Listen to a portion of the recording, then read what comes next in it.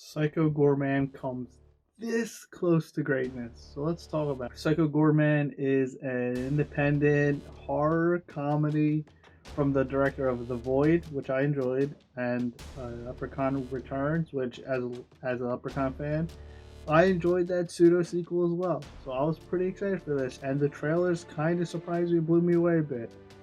But I didn't love this movie, I just liked it. So Psycho Goreman follows a story of a brother and a sister who find this gem, and it allows the wielder of the gem, or the holder of the gem, to control this very powerful,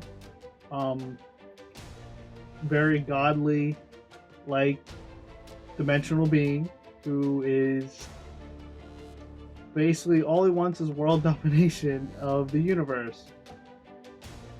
So you have this little girl in command of this pretty much godlike being, and it goes from there. What I liked about this Psycho Goreman, I loved his design.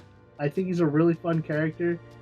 I like the dynamic of him and the children, because it's like, okay, he's this like all powerful being, but he's forced to do mundane, silly tasks because he's being controlled by kids.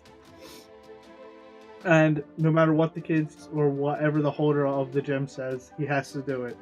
Even if it's just sitting still for 24 hours, he has to do it. I liked his character a lot. There are other, I don't want to spoil it, but there are other powerful beings in the film, and I liked all their designs. They're pretty cool, and they're all practically done, which I'm a huge fan of practical effects. This film's humor is kind of bonkers, and the closest movie that I can relate this to is Wolf Cop. And if you haven't seen Wolf Cop, it's a very funny, very gory, grindhouse-esque film. It's a good watch. Go check it out. But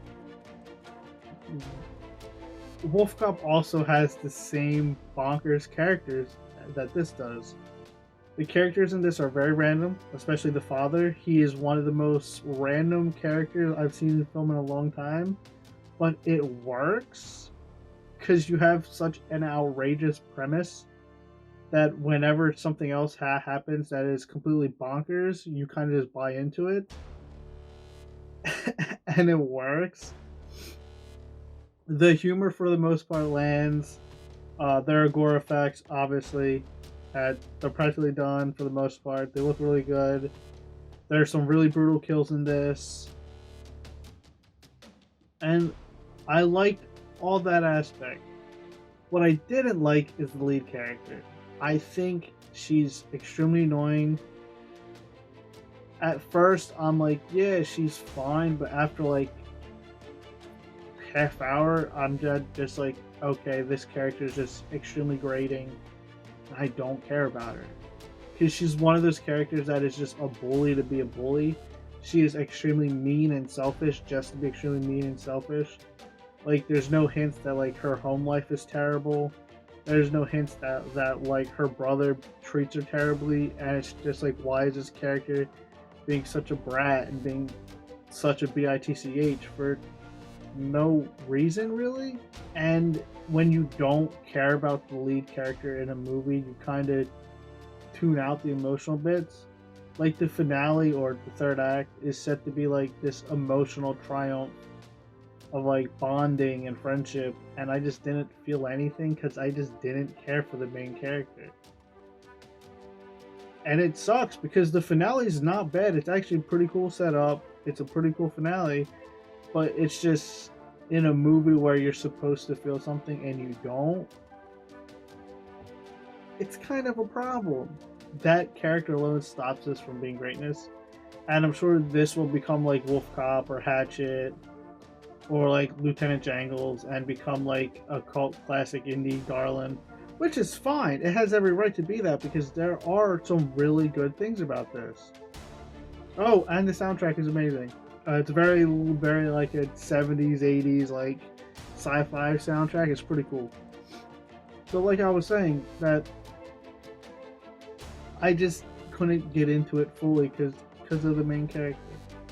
I think if the brother got this stone and they changed things up a bit, I think that would have been better. Or if they just didn't make the little girl so annoying and so bratty and just so mean to everyone and everything, I think it would have hit better. But that's just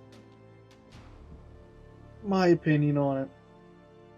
Psycho Goreman, even with my big qualm, it's still a fun time. It's still a good movie, and it's still a fun watch. Would I like to see more of this universe? Absolutely, because they set up some really cool groundwork. There's some really cool flashback scenes to Psycho Goreman's past, and it all flows good. So I would actually like to see more of this world and more of this character of Psycho Goreman.